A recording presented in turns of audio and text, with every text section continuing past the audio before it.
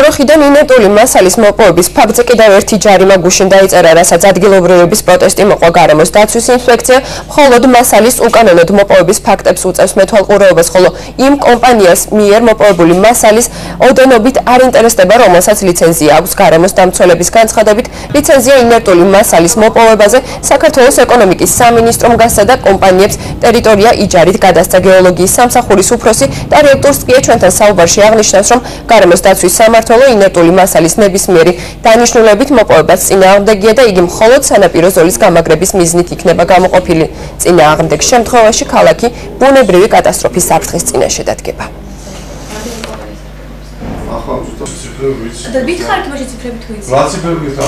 ლიცენზიები გაიცემა გარემოს ეროვნული სააგენტოს მიერ მომზადებული შესაბამისი გეოსაინფორმაციო პაკეტების საშუალებით, სადაც შესაბამისი გეოლოგიური სამსახურები ის მიერ გამოყოფილია ის უბნები, სადაც ჭარბი აკუმულაცია და შესაბამისად მდინარის გასწორხვა ზონების ან ნაპირების ფორმულების მიზნით აღნიშნული ტერიტორიები ხდება შეშახნაშის მოპოვება. გაიცემა აუქციონისას და ვინც უფრო მეტ თანხას შესთავაზებს სახელმწიფოს, ის არის გამარჯვებული.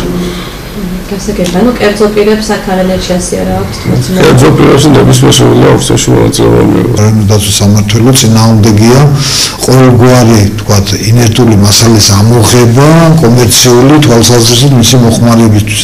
ვისაც აქვს ლიცენზია უკვე გაცემული და ვადა 60 წლამდე აიღებენ ამ სამუშაოს, ეს უკვე კანონიერი გზითაა გაკეთებული და ნებადაერთებათ, მაგრამ აი მომავალში ახალი ინერტული მასალის ამოღება პირადად ჩვენი სამსახური და გარემოს დაცვის სამმართველო წინააღმდეგია.